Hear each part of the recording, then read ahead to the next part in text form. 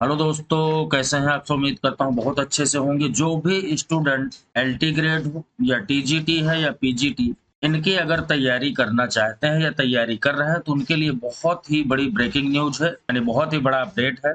इस वीडियो के अंतर्गत मैं आपको ये बताऊंगा कि नई जो एलटी गेट की वैकेंसी है ये आखिरकार कब तक आने वाली है और साथ ही साथ कितनी वैकेंसी है इसके अंतर्गत। एलटी और टीजीटी में क्या अंतर होता है और इन दोनों में से कौन सी पोस्ट ज़्यादा बेटर होती है, इसके संबंध में चर्चा करेंगे। और साथ ही साथ एलटी गेट की पूरी डिटेल्स, यानी किस तरीके से आपको तैयारी करनी, योग्यता क्या होनी चाहिए, सैलरी क्या है ना, सब्जेक्ट के अंतर्गत क्या-क्या होना चाहिए, सब कुछ इस वीडियो के अंतर्गत मैं बताने वाला हूँ। साथ ही साथ एक नया अपडेट है 27,000 टीजीटी, पीजीटी जिसको लेकर के मैं निरंतर वीडियो बनाता रहता हूँ और अपडेट देता रहता हूँ। तो उसके संबंध में भी एक न्यूज़ है और किस तरीके से हम अगले एग्जाम के लिए कैसे तैयारी करें, क्योंकि अभी आपने हाल ही में जिसने भी टीजीटी, पीजीटी दिया है, बहुत से स्टूडेंट का पेपर खराब हुआ है। अब वो गलती ना करें तो किस तरीके की हम रणनीति अपनाएं जिससे कि इस बार हमारा हर हाल में जो है सिलेक्शन हो जाए, चाहे वो एलटी हो या फिर टीजीटी हो या फिर पीजीटी।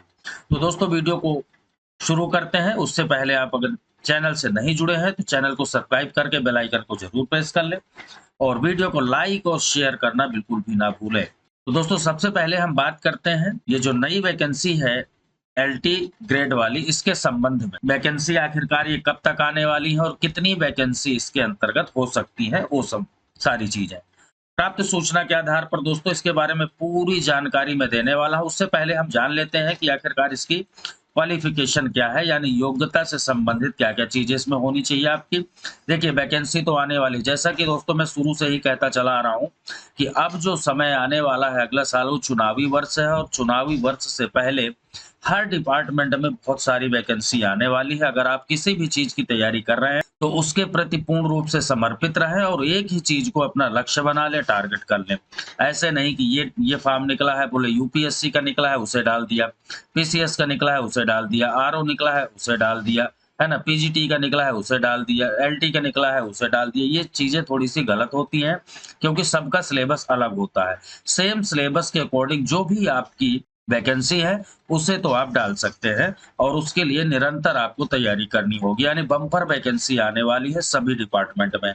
तो एलटी ग्रेड की जो है हम बात करने वाले हैं यहाँ योग्यता से संबंधित। तो दोस्तों इसके लिए जो है ग्रेजुएशन होना चाहिए आपका, यानी कि स्नातक प्लस जो है बीएड भी होना चाहिए। दो चीजें आप अच्छी तरीके से सारी चीजें ध्यान दे करके इसे देखें, तभी चीजें समझ में आएंगी। शुरू से लेकर के लास्ट तक मैं सब कुछ इस वीडियो के अंतर्गत बताने वाला हूँ। यानी 2 चीज़ें क्लियर हैं, आपको ग्रेजुएशन कंप्लीट होना चाहिए, साथ ही साथ आपका बीएड भी कंप्लीट होना चाहिए। अब यहाँ पे एक चीज़ आती है जो ज़्यादातर मेरे से जो स्टूडेंट ने पूछा कि सर यहाँ पर कुछ परसेंटेज का कोई चक्कर है? बता दूँ दोस्तों, यहाँ परसेंटेज का कोई चक्कर नहीं है। आपका सिंपल ग्रेजुएशन होना चाहिए किसी भी स्ट्रीम से, चाहे आप आर्ट ग्रुप से हैं या साइंस ग्रुप से हैं, किसी भी ग्रुप से, और साथ ही साथ आपका बीएड होना चाहिए। ना तो यहाँ पे ये इस तरीके की कोई क्राइटेरिया दिया गया है कि भई 50% होना चाहिए या 60% होना चाहिए, ऐसा कुछ भी ज़रूरी नहीं है। तो यहाँ तक आपका ये चीज़ें क्लियर हो गई। अब बात करते हैं वेतन की कि आखिरकार एलटी ग्रेड का वेतन कितना होता है। इसके अलावा मैं भी बताऊँगा कि टीजीटी ज़्यादा बेटर होता है या फिर एलटी ग्रेड, इन सब चीज़ों के बारे में यहाँ पर बात करने वाले हैं। वेतन के संबंध में अगर बात करें तो इसका और टीजीटी दोनों का ही 4600 ग्रेड पे होता है, याद रखना 4600 ग्रेड पे। दोस्तों अभी हाल ही में जैसा कि मैंने इससे पहले एक वीडियो बनाया था कि यूपी में 28% का डीए लागू कर दिया गया है, ठीक है, यानी महंगाई भत्ता जिसे हम बोलते हैं। उस हिसाब से सीधी सी बात है एचआरए जो होता है, हाउस रेंट अलाउंस, तो ये भी बढ़ता ही बढ़ता है, यानी कि अच्छी खासी सैलरी और एक सम्मानित पद पूर्णतः जो है गवर्नमेंट के अधीन, पूर्णतः जो है गवर्नमेंटेड पोस्ट होती है ये एलटी वाली, यानी बहुत अच्छी जॉब है और बहुत अच्छी सैलरी भी है। इसलिए कह रहा हूँ कि मौका बिल्कुल भी हाथ से ना जाने दें। अब इसके अंतर्गत क्या-क्या चीज़ें, सिलेबस की अगर हम बात करें तो क्या-क्या चीज़ें आने वाली है। तो सिलेबस में अगर देखें दोस्तों तो यहाँ पर जीएस और आपका जो भी सब्जेक्ट होगा वो चीज़ें आएँगी। जीएस में लगभग जो है जब नोटिफ़िकेशन आ जाएगा तब सारी चीज़ें क्लियर हो जाएँगी। लेकिन जो पुराने के पेपर के आधार पर मैं बता रहा हूँ, 30 क्वेश्चन जीएस के आते हैं और 120 क्वेश्चन की बात कर रहा हूँ मैं। ये जो है आपके सब्जेक्ट से, यानी टोटल 150 क्वेश्चन आपको मिलते हैं पेपर में। अब यहाँ सबसे बड़ी बात आती है कि सब्जेक्ट को लेकर के कि आखिरकार कौन-कौन से सब्जेक्ट होने चाहिए, यानी सब्जेक्ट कॉम्बिनेशन को लेकर के बड़ी दिक्कत होती है। देखिए दोस्तों, अगर आपका साइंस सब्जेक्ट है, तो उसके अंतर्गत जो है फिजिक्स और केमिस्ट्री ये आपके होने चाहिए साथ में, ठीक है? वहीं अगर बायो ग्रुप की हम बात करें, तो बायो के अंतर्गत बॉटनी और जूलॉजी ये दोनों सब्जेक्ट आपके ग्रेजुएशन में होने चाहिए। लेकिन सबसे बड़ी जहाँ दिक्कत आती है वो है आपका एसएसटी ग्रुप यानी सोशल साइंस। यहाँ पर सबसे बड़ी दिक्कत आती है। तो इसके अंतर्गत जो ग्रुप कॉम्बिनेशन होता है, आपने देखा होगा कि ग्रेजुएशन में किसी का हिस्ट्री है एक सब्जेक्ट, एक जो है सोशियोलॉजी है, तो ऐसे सब्जेक्ट वाले जो है नहीं भर पाते, या फिर पॉलिटी है या ज्योग्राफी है और एक सब्जेक्ट जो है वहाँ पर सोशियोलॉजी या कोई अदर सब्जेक्ट है, तो वो फॉर्म नहीं भर पाते। यानी कि एसएसटी के लिए ग्रुप कॉम्बिनेशन ज़रूरी है और कौन-कौन से ऐसे सब्जेक्ट हैं जिनको लेकर के आप ये फॉर्म भर सकते हैं। तो उसके लिए देखिए आपका हिस्ट्री हो, पॉलिटी हो यानी सिविक्स, ज्योग्राफी हो और इकोनॉमी हो। 4 सब्जेक्ट में से कोई से भी 2 सब्जेक्ट आपके होने चाहिए। History, polity, geography, economy. 4 में से कोई भी अगर 2 सब्जेक्ट आपके पास है, तो आप ये फॉर्म भर सकते हैं। अब यहाँ पे देखिए पासिंग मार्क का एक कट ऑफ एरिया दिया हुआ है।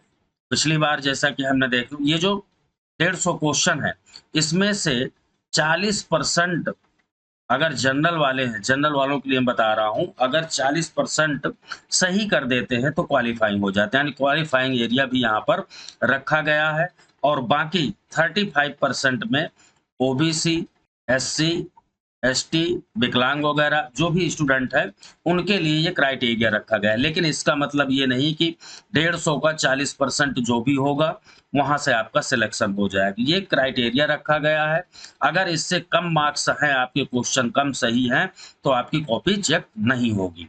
इसके बाद मेरिट जो बनती है, वो मेरिट जो है जिसके जितने ज़्यादा मार्क्स होते हैं उस आधार पर बनती है। लेकिन यहाँ पे कट ऑफ का क्राइटेरिया दिया गया है। अब यहाँ पे बात करते हैं कि क्या इसमें इंटरव्यू है? तो अगर हम बात करें कि इंटरव्यू की, तो दोस्तों बता दूं कि एलटी ग्रेड में किसी भी तरीके का इंटरव्यू नहीं होता। ठीक है, अब इंटरव्यू समाप्त कर दिया गया है।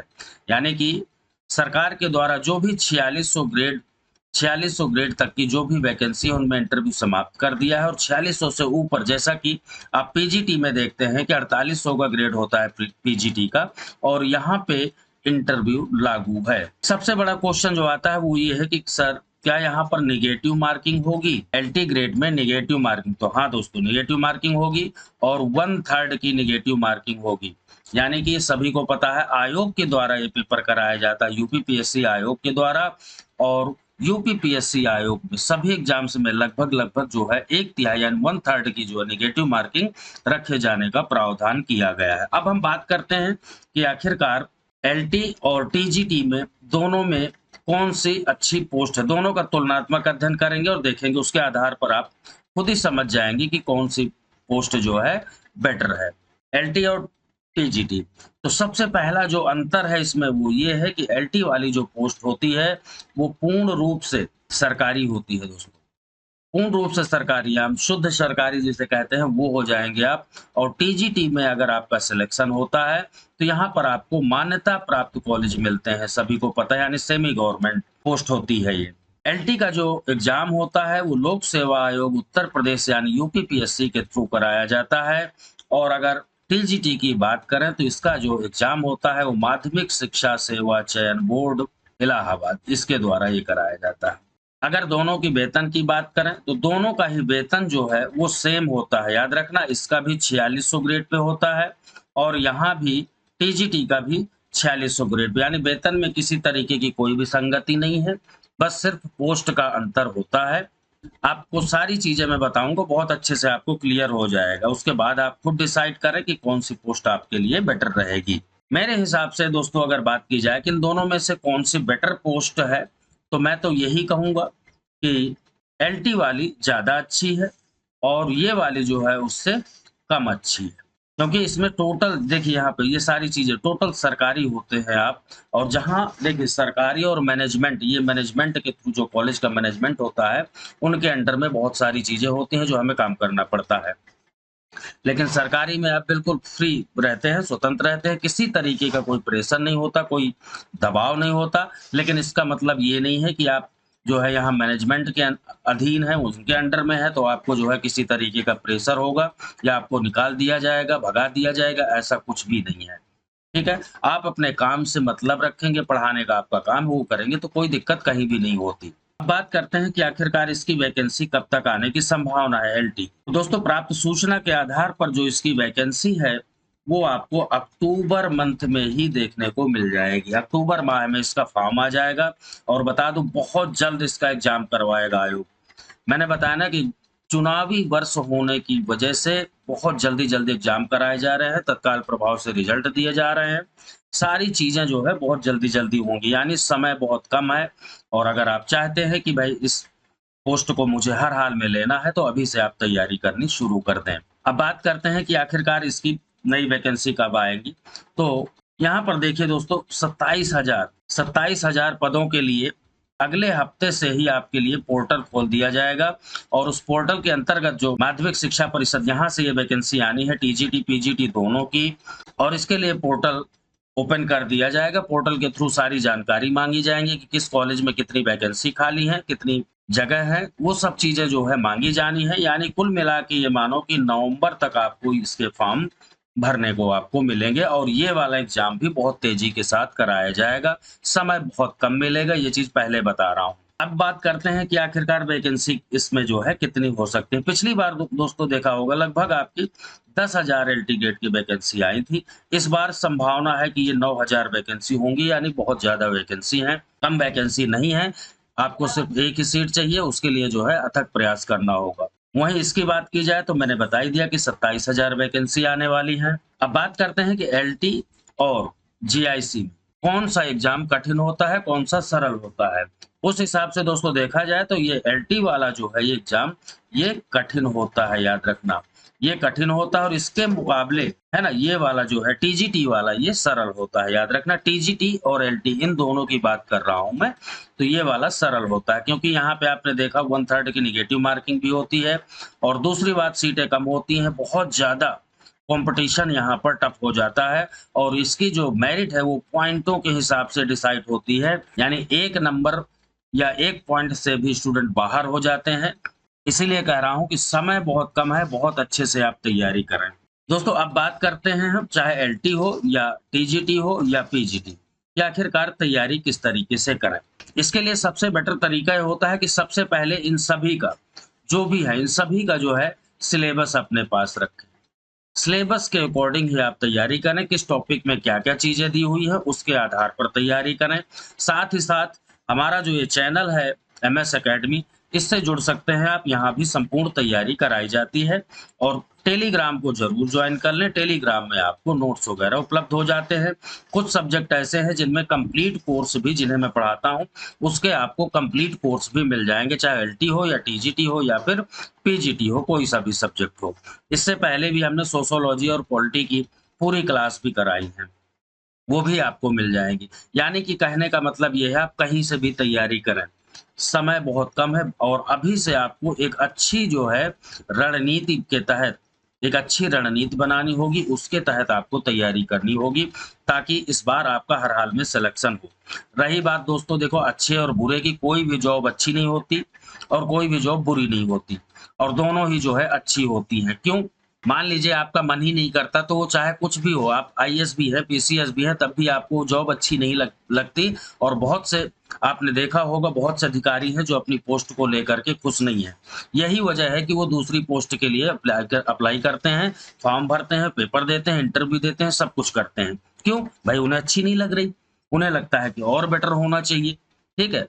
और कोई भी जॉब बुरी नहीं होती। एक चपरासी की भी जॉब होती है, वो भी एक इंसान है हमारी तरह। अब देखो वो भी अपनी जॉब करता है, मजबूरी है, करनी पड़ती है।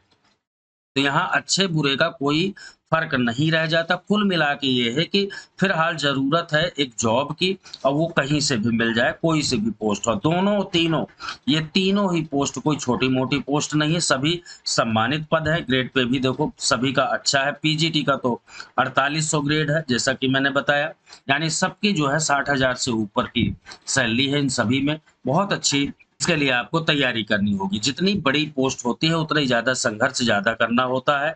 तो अगर आप कहेंगे तो इनसे संबंधित एक अलग मैं वीडियो बना दूँगा। लेकिन फ़िलहाल जो है आपको फटाफट लाइक कर देना है, वीडियो को शेयर करना बिल्कुल भी नहीं भूलना है। जो भी न्यू अपडेट आती रहेंगी वो मैं आपको समय-समय पर उपलब्ध कराता हूँ, इसलिए जो चैनल से फटाफट जुड़ जाएँ। मिलते हैं नेक्स्ट जानकारी में, तब तक के लिए जय हिंद।